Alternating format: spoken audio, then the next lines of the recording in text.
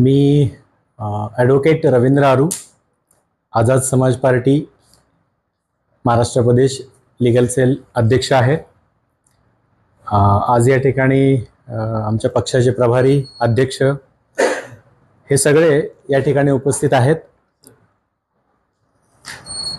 महाराष्ट्र सरकारने जो विधानसभा मध्ये जन सुरक्षा विधेयक म्हणून आणलेला आहे त्यासंबंधी आमची चर्चा झाली आणि या चर्चेमध्ये जे काय अभिव्यक्ती स्वातंत्र्य आहे त्या स्वातंत्र्यावर गदा येणार आहे। याच्यामध्ये असं आहे की बेकायदेशीर संघटना आणि संघटना असं फार व्यापक अर्थाने त्यांनी सांगितलंय। याच्यामध्ये पोलिसांना अमर्याद अधिकार येणार आहेत।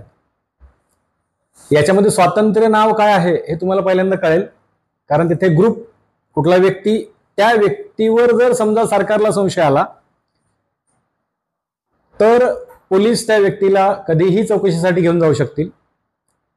त्याला विचारणा करण्यासाठी ते चौकीमध्ये थांबून ठेवू शकतील आणि त्यासाठी परवानगी घेण्याची गरज नाहीये। तुमच्या स्वातंत्र्यावर गदा येणार आहे। सगळ्यात महत्त्वाची गोष्ट अशी आहे की तुम्ही संघटना करायची की नाही।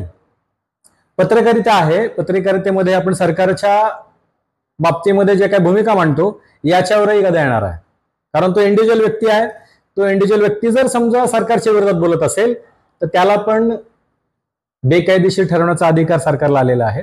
आणि याच्यामध्ये फक्त एवढंच नाहीये तर त्या माणसाची संपत्ती जप्त करणं, त्या माणसाला 3 ते 7 वर्षाची शिक्षा होईल अशी तरतूद या ठिकाणी करून ठेवलेली आहे। आणि म्हणून या जनसुरक्षा कायदा जो होऊ घातलेला आहे त्याला आम्ही या ठिकाणी विरोध करत आहोत आणि आम्ही सरकारला सुचवलेलं आहे की अशा प्रकारचा कायदा हा पारित होऊ नये आणि आमच्या अभिव्यक्तीशी छळ होऊ नये।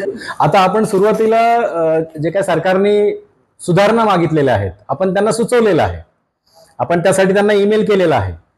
आपण याच्या संदर्भात आपल्या पार्टीतर्फे संपूर्ण राज्यभर जे जे काही जिल्हा अध्यक्ष आहेत त्यांना या संबंधी आपण जागृती केलेली आहे आणि ऑलरेडी जिल्हा अध्यक्षांनी याच्याविषयी निषेध नोंदवलेला आहे आणि लोकांमध्ये जनजागृती करणं फार गरजेचं आहे, कारण स्वातंत्र्यावर गदा येणार आहे। तुमच्या अभिव्यक्ती स्वातंत्र्याच्या नावाखाली हा देशाच्या घटनेच्या विरोधातला कायदा आहे आणि म्हणून हा बदलण्यासाठी आम्ही एक मोठं जन आंदोलन उभं करणार आहोत।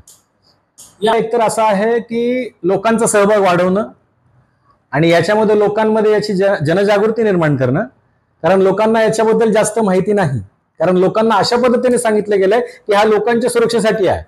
नक्षलवाद आता शहरी नक्षलवाद नावाचा शब्द पुढे आलेला आहे आणि आपल्याकडे भरपूर कायदे आहेत, परंतु हा जो कायदा आहे हा जनसामान्यांना त्रास देण्यासाठी येणार आहे। याच्यामध्ये कुठल्याही व्यक्तीला पोलीस यंत्रणा ही उचलू शकते आणि त्याचं स्वातंत्र्य काय असते याची पुन्हा त्याला जाणीव होणार आहे आणि म्हणून आम्ही लोकांना याच्यासाठी जागृती करण्याचं आम्ही अभियान करणार आहोत। याच्या अगोदरच आमच्या बऱ्याचशा जिल्ह्यामधून निषेध व्यक्त केलेला आहे, परंतु हे व्यापक प्रमाणामध्ये महाराष्ट्रामध्ये पोहोचण्यासाठी आजची आम्ही या ठिकाणी मीटिंग बोलवलेली आहे।